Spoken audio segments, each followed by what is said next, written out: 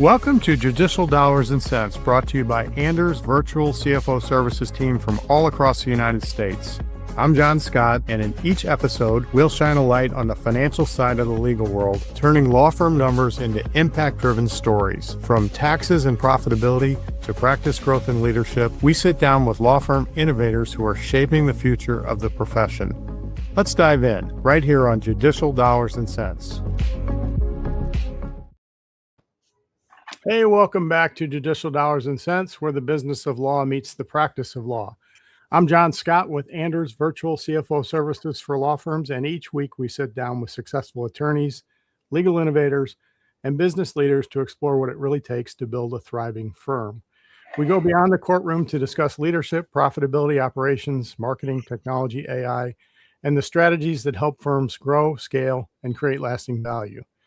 Whether you're a managing partner, an emerging firm leader, or simply passionate about the future of the legal profession, our goal is to provide practical insights that you can put to work immediately. Today, we are welcome to have Michael Alder. Michael is the owner and senior trial attorney of Alder Law, one of California's premier plaintiff trial firms.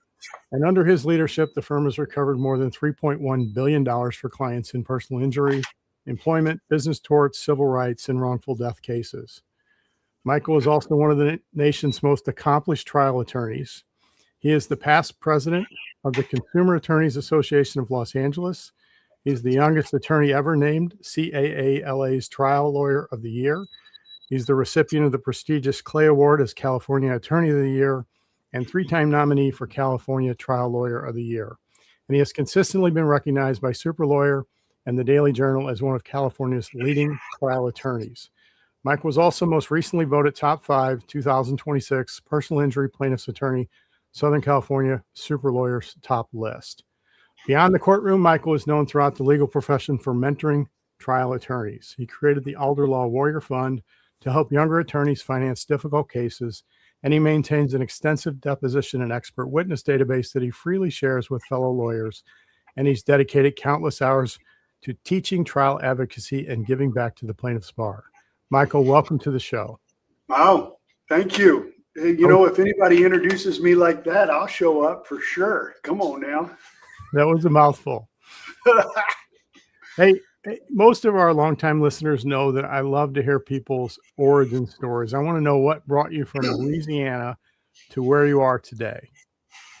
Well, my dad and mom they met in Mississippi Bible College. My dad studying to be a preacher and my mom studying to be a preacher's wife, and they accomplished that and ultimately couldn't really make ends meet just preaching, and they became teachers, couldn't make ends meet. And so when I was little, they moved down to where my mom was from, very rural Louisiana. That's where I grew up. So I grew up in a little 700 person town. I went to LSU and no lawyers, never thought about law school. And I was kind of semi-drunk on the front lawn of a fraternity, and a woman comes by and says, "Hey, what do you want to do?" And I said, "Well, I kind of like to have another beer. What do you want to do?" And she's like, "I'm going to go to law school. I'm going to move to Los Angeles and I'm going to be an entertainment lawyer." And I'm like, "Law school, huh?" Well, we got married at 19, went through law school together, clerked for a year on the Mississippi Supreme Court, and then moved to Los Angeles. And frankly, first time I had come to Los Angeles was when I was interviewing for a job after my clerkship in Mississippi. So I just kind of headed west for whatever was going to happen. So we owe it all to a 19-year-old female co-ed who became my first wife. I have 2 children with her. She still lives here and doesn't practice anymore. But I'm happily remarried now with 2 bonus girls and 2 little boys. So 6 kids and loving life. Well, Nick Saban credits his wife with his success too, or at least she does. She credits him. Yeah. Hey, throughout your career, you've referred to yourself as an advocate for the underdog. So how did you develop that philosophy? It just seems natural. I think you know how your parents get smarter the older you get? Oh, yeah. Right? And I picked up a lot of things from my parents. A lot of the positive things that I think are about Christian values, about just values in general, and I think people need a warrior for them, and I very much want to help people, and I feel like that's a good thing to do with my life. And it's not like I'm not, the gladiator of all gladiators, but helping people versus not helping people, I always choose help. It's good karma. It's good life. It's a good way to live. You're so right. As you get older, you realize your parents were right. And then sometimes when you're parenting your kids, you say things to them and you think, my God, why aren't they listening? But then 3 or 4 years later, they come back and they regurgitate what you said as if it was their own idea. And you got to be okay with that, because at some point it wasn't that they didn't hear it. It just, they weren't ready to implement it yet. And then it became their idea. It's so interesting you say that. So last year I tried 10 cases, right? That's a lot for any lawyer, certainly a civil lawyer. And my little boy, now 4.5, he figured out when I leave, I come back with monster trucks, right? That's one thing. But the other thing, he would ask me, where am I going? I'm going. And you would just talk, right? And then one time I'm leaving, and he said, Daddy, where are you going? And I said, I'm going to court. He goes, you're going to help people? And you realize that he figured that out just based on the way that my wife and I talk. And just goes to show, your kids are sponges that pick up everything. They really are. They really are. So let's talk about AI for a little bit. And, lawyers are embracing AI. Initially, there was a camp of lawyers that, thought this was going to be the death of the profession. But I think we're realizing now that it can help us do some routine, mundane things. It's not going to replace the human element and analysis that we have to have. But how is AI going to change plaintiff litigation over the next few years? Oh my God. How is it already? So I'm in trial right now. I'm dark today, but I've been in trial for the last week. I finish next week. I use Claude predominantly, and I used it yesterday. I used it all week. Not only do we have our entire case uploaded into Claude Cowork to ask it summaries, questions, whatever, we upload the transcripts that are happening live from the court. I used it to help me define different medical terms that I couldn't understand live while the plaintiffs, the defendants, experts on the stand, outlines, suggested analogies, a file to put points I want to make in closing, and then say at the end, create a PowerPoint for me. And then once you have the PowerPoint, you can tweak it, and it has made everything faster, more efficient, more accessible. Now, we use Claude Cowork in our office. I'm a big proponent of AI. I've doubled and tripled down on it in our office. I have a Monday morning meeting with our lawyers where for the last several months, every morning, Monday morning, I'm like, how are we using it? Guys, share how we're using it, etc. And you learn how to learn by doing, and practice is everything. Like I said, Allen Iverson was talking about practice. You talk about practice. I'm like, yes, practice. It's everything. And that fear, just like the fear of taking depots, the fear of trial, the fear of anything, that fear of social media, if you're older, that I got over, the fear of AI is really something that we all have. And it just takes that stepping into that discomfort to do it. We did it. And we have universally embraced it now. And then once you get into it, and I'll tell you for how I started that process in a minute, but once you get into it, you realize how to better utilize it. And we realize that sometimes AI is an overload, right? You ask it to summarize it, and it does a great job, and it's a 20-page summary, and you're like, okay, can you summarize the summary? Because you lose. And I'm assuming there's going to be a term at some point that becomes a term of art, like AI fatigue or something like that. But if you're not using it, you're not going to compete with me, at least not for a long time. Well, I think more and more firms are embracing it, and I think it helps a smaller firm compete with larger firms. And I love the fact that on a regular cadence, you're pushing your people to do it, and they're sharing use cases because, somebody may think, okay, I can use it for this, this, and this, but then someone else says, hey, I just used it for this specific use case and it was eye-opening. And then the rest of the team can share in that, or things that didn't work, they can share in that and not waste any time with it. I did an AI webinar about 2 weeks ago, and if I can give a little plug on that. Yeah. But nationwide, we put it out. We had like 500 people from across the country. And it was how we're using AI in our firm. And I had the PowerPoint, whatever. Well, anyway, I am making that available for anyone who wants to. If you go into any of my social media, in the link trees, if you go to Alder Talk Resources on Instagram, on YouTube, TikTok, and you just sign up, it's free and available to anyone. But I go through not only how I learned it, but how we used it, how we use it and improve it. And then I have created we have prompts in Claude, they call them skills, that can take information and create a demand list, an analysis of pros and cons, a trial prompt that really is amazing, that gives you kind of rough drafts of exhibit lists, witness lists, pros and cons, evidence, voir dire questions, it's just amazing. Now, the rub is having the experience, the knowledge to know when to hold them and know when to fold them, right? Yeah, you got to know what you need to do with the information. 100%. And so that's why I know that AI is never going to replace lawyers. I know that it's going to make good lawyers better.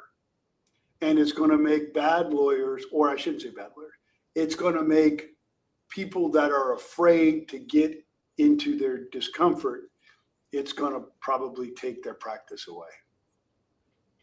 Right. They're either going to embrace it and thrive, or they're going to slowly go the way of the dinosaur. And it's something I've said every time I'm anywhere. And I do a lot of speeches around the country to different groups. And I through social media, meet a lot of different people, and they ask about it. And I can see they're afraid. I'm like, you know what? Let's Zoom. Let me just show you. And then I'm like, use it and call me in 2 days. And in 2 days, I'm like, but you got to do this. You got to get over that hump and just, here's the app, do it. And in 2 days, they're like, man, did you know that this? I'm like, yes, I did. Welcome to the next level, right? And it's really nothing more than that stepping into that discomfort and acknowledging that you're afraid. And hey, we all are. Now get over it and get through it. Courage is not having fear. Courage is doing it anyway. Right. Getting uncomfortable. Yeah. And the last thing I'll say is the way I learn is the way I do anything, learn anything through routines. I'm a very big discipline in small things lead to discipline in big things. And anytime I ever want to learn anything, I'll say, okay, every morning I get up, I'm going to do 10 minutes of a YouTube on this. And I said, I'm going to do 10 minutes a day, YouTube video on learning Claude. And first day, I'm like, I'm lost. Day two, I'm like, I'm probably day three. But by the fourth day, I'm like, oh, wait a minute. About a week in, I'm like, I got this. 2 weeks in, I'm like more of an expert than most people. 3 weeks in, I'm doing webinars, right? And it really was just it's like everything, right? You do something 15 minutes a day every day for a year, you are better at that event than 95% of the people in the world. Because right, just having those at bats. It's just having those at bats. I mean, that's exactly right. You got to strike and miss and feel bad and miss, and then you hit, then you foul it off, and then the next thing you know, you're getting a single, and then you're starting to hit home runs. It is just that. It just happens that way. I'm glad you brought up the YouTube videos because I'll tell you a quick story. We've got a farm in the middle of Missouri, 180 acres, mostly woods, a little bit of pasture. And I've got a small tractor, and my third child took the tractor out. I'm not sure what he was doing, but he put the wrong gasoline in it. So he got to the other end of the property and it shut down. Yep. And by the time he called me, he had already YouTubed how to drain the fuel, how to drain the fuel filter, put the right fuel in. And then when he called me, he said, Dad, this happened and I made a mistake, but I fixed it. And I'm not a mechanical guy. I didn't raise him to work on motors. He hasn't done that. And I said, Jack, what do you mean you fixed it? A, the yellow can is diesel, but B, who hasn't done that in the past? How did you fix it? He goes, oh, I just looked at a YouTube video. I'm like, wow, there's a YouTube video out there for everything. There really is. And thank God that when you go to a gas station, the actual pump has a different size for diesel and gas, or else I've been putting diesel in gasoline cars forever. I get it. Have you seen those videos where the young lady calls her dad and said they have the Christmas pumps out and I put the green gas in the car? The dad's freaking out. No, but I can see that. I've got yellow and I've got red gas cans at my ranch in Louisiana, and I'm like, whatever you do not mislabel these goddamn cans, because right. It happens. Yeah, it happens. Hey, so when you look at accountants and attorneys, there's all different types and they do different things. I mean, there's the tax guy who is very focused on the code and maybe not as personable. And I'm a former tax guy myself. And then you look at trial attorneys who actually go to trial like you do. They're storytellers. Yeah. So for you, does storytelling come naturally, or were there things you had to work on to become a better storyteller? I don't know. I mean, to be honest, until I was at 25 and a clerk at the Mississippi Supreme Court, and I met one of the justices who was a trial lawyer, I had no interest in being a trial lawyer. I didn't do my court in law school, whatever. And I had the benefit of working for 7 years for two really excellent trial lawyers, one in particular who kind of has mentored in many of the really good trial lawyers here in Los Angeles.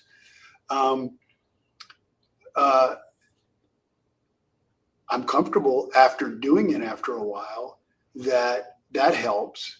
I've learned how to control my heartbeat, which is the most important factor in being a trial lawyer, right? If you can't control your heartbeat, you can't think under pressure, and trials are about pressure and the unexpected. But there's no doubt that I've gotten better over time.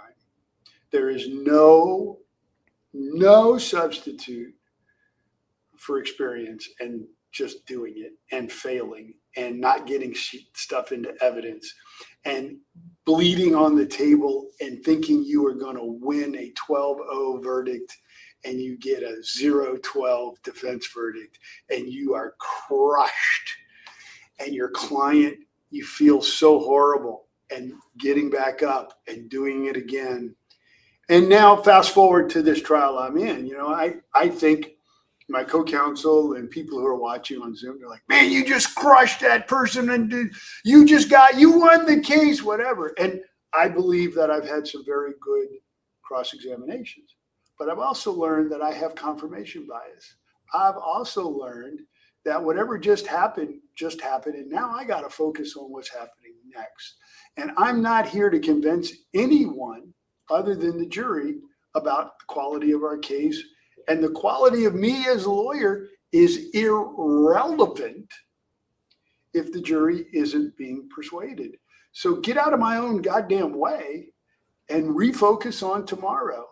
And good or bad, right? When the defense does a great job and it hurts, you got to say, okay, Let's go to the next. And that is a big function of experience. And I've tried some big groundwater contamination trials for cities and states, a month-long trial against 30 of the biggest law firm lawyers in the country. And that's really a day-to-day war that you have to reset, recharge. Don't worry about what happened yesterday. Let's talk about today. And that is a discipline that you build over time. And you get those reps over time, you get more comfortable with it, and you just get better at it. You just get better at it. And that's one of the reasons why I have for years now, not only in my own firm with some of the newer lawyers, and I don't say younger lawyers anymore because that means I'm an older lawyer and language is important. Well, and HR is not happy with older or younger. They want experience or less experience. Yeah, I'm not happy either. But I will tell you that for many trials, I have offered and associated unrelated newer lawyers to get reps. And if nothing else, to understand and be in the courtroom and feel that pressure and know the facts so that when we do strategic decisions about witness orders, about when the judge says no to this, how do you get around it?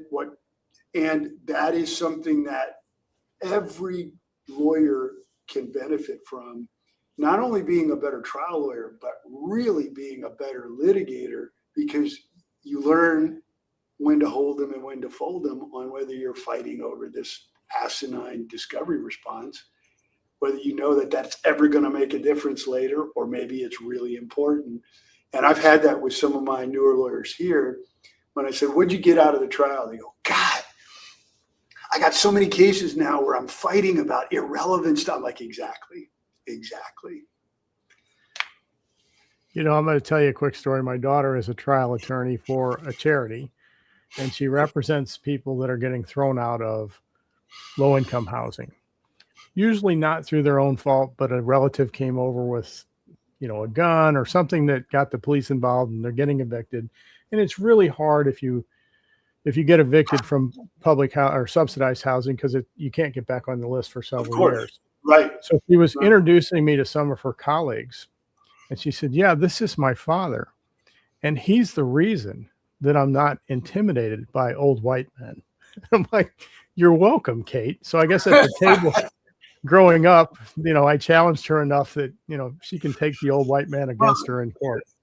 And isn't that probably one of the greater things that you're proud of having? I'm very proud of her progress in what she does, because somebody's got to do it.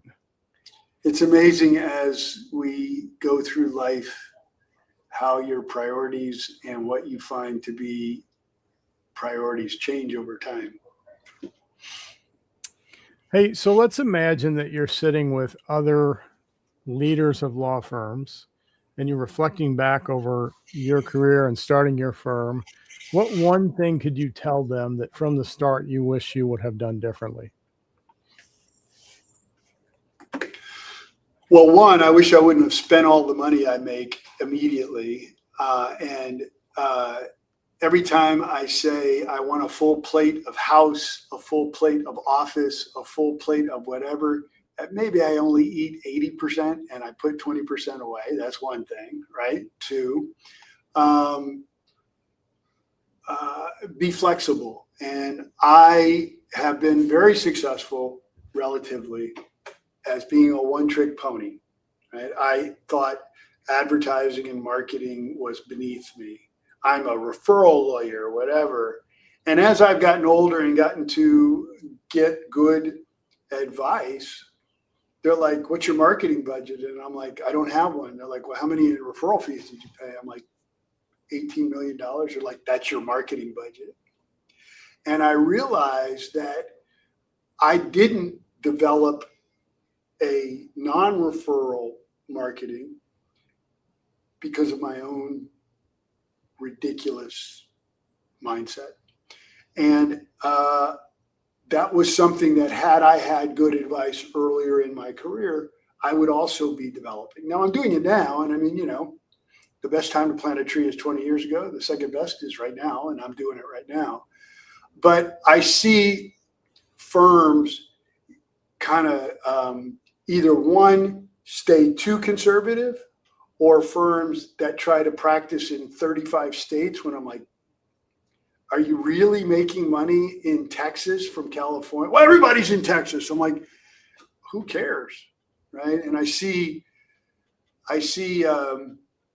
now the benefit of metrics and projections and really knowing what's going on, nitty gritty in your firm that allows you to make good strategic decisions in the future. And so another thing that I happily teach, I bring people over and I show them my numbers. I mean, they're like, why would you show them your numbers? What if they tell someone? I'm like, what does that have to do with me at all? Who cares, right? What are they going to do? Oh, Mike, you don't make as much money as so-and-so. I'm like, I could give a shit. I could give a shit, right?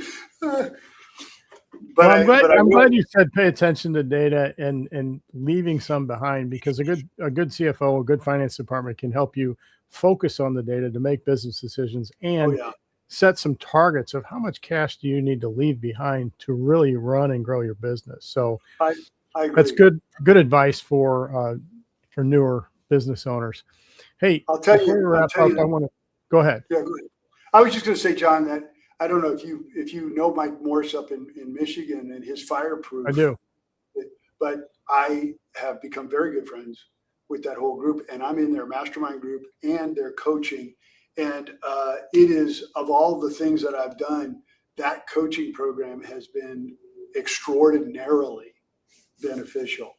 And it really is something that has allowed me to help me focus on things to help your business. Now, they're terrific, but having an outside coaching looking at your firm without an agenda is really helpful, no matter who it is. Right. And they've got the benefit of looking at other firms' best practices, and they can say, hey, you do this really well, but here's a couple things you could think about. And you're right. Fireproof and Mike Morris, I know some of their consultants, they do a great job. Yeah, really.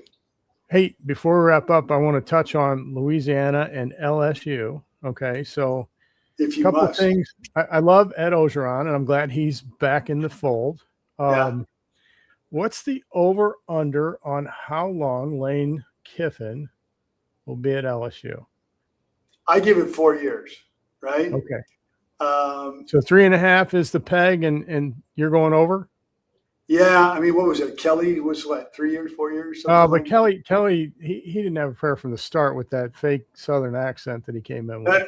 But look at Ogeron, right? He wins Coach of the Year. One of the best college football teams in history, 2019, right? Offense and defense.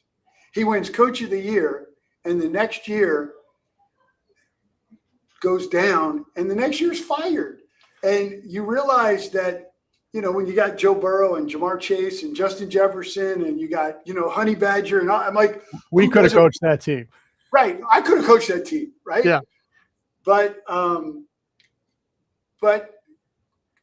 I don't know that Lane Kiffin is there because he's a great coach as much as he's a great personality that is required now to draw the players with NIL money to get the right people. And it's worked. I mean, we pulled some dude from USC who came over. We have the top, or one of the top, what do you call it now? People we've stolen. It's called the transfer draft. I.e. good stealers, right? We've been very good stealers. But that's a function of, that's a shiny new coach. Let me go talk to him. And that's why you pay coaches now, I think. And your assistant coaches seem like the ones that are really in the football minds. But Ogeron and Kiffin together might be the best recruiting duo. I agree. Ever. I agree. Ogeron is relentless. Yeah. Well, and he's I don't know him. The only thing I know about Ed Ogeron is I got a photo several years ago of him with my sister-in-law. And she's like, I'm like, how do you know Ed Ogeron? He's not. He just came into this hamburger place And everybody stopped, and he started taking photos with everybody. He was such a nice guy. I'm like, that's who a good recruiter is. That's for sure. Well, I can't wait until August when we can get back to some football that, we're in that dead period right now where there is no college football. Yeah, I agree. I'm such a huge sports fan, and what is it? The end of the summer and October are like the top times because there's so many different sports going on at any given time. Right. You go from high school on Friday, college on Saturday, pro on Sunday, Monday, Thursday. It's almost like there's no break. That's great. And if you've not seen a live hockey game, I'm out here in LA with the Kings. Yeah. I can't watch it on TV, but live hockey is the most exciting sport I've ever watched live. It is. I mean, dynamite. I have St. Louis Blues season tickets, so it's dynamite. Yeah, the playoffs are even better than the regular season too. Hey, Michael, this was great. And before we wrap up, what's the best way for folks to get a hold of you or your firm? Oh, sure. You know what? My cell phone, 310-710-3345. My name, Alder, like Alder, I lose all my cases, ALDER, law. And I've got Alder Law and Mike Alder on Instagram. I'm on YouTube at Alder Talk. I'm on TikTok. I'm on LinkedIn. A lot of very active stuff, but really any of those can get you in touch with me. And I've written a book called The Trial Lawyer's Bible. It's now in its second edition. Trial Guides wanted to publish it, but I couldn't give it away if they did. So I've given away like 10,000 copies. And it is really, for litigators, I think a very good recipe on how to look at different things in litigation. Happy to provide that to anybody, but really, this is just about the practice of law, helping people. And then I die and we move on. And so I have no agenda. It's just living life. And then also, if people go to your socials, they can find the PowerPoint on AI that has the prompts we talked about earlier. 100%. Yeah, on all your social, when you go to the bio, there's like a link that can give you all this stuff. Well, there's a link that you can sign up and have access to really anything you want. That's great. Hey, thank you again, Michael, for joining us. And thanks to all of you and all our listeners for tuning in to Judicial Dollars and Cents, where the business of law meets the practice of law. If you enjoyed today's conversation, please like, follow, and subscribe wherever you listen to podcasts. Better yet, share this episode with another law firm leader who could benefit from today's discussion. Until next time, thank you. I'm John Scott with Anders Virtual CFO Services for law firms. Thanks for joining us on Judicial Dollars and Cents, presented by Anders Virtual CFO Services. If you found value in today's conversation, be sure to follow or subscribe wherever you get your podcast. To learn more about how Anders helps law firms strengthen their financial foundations and drive growth, visit anderscpa.com. Until next time, keep making smart decisions that make perfect sense.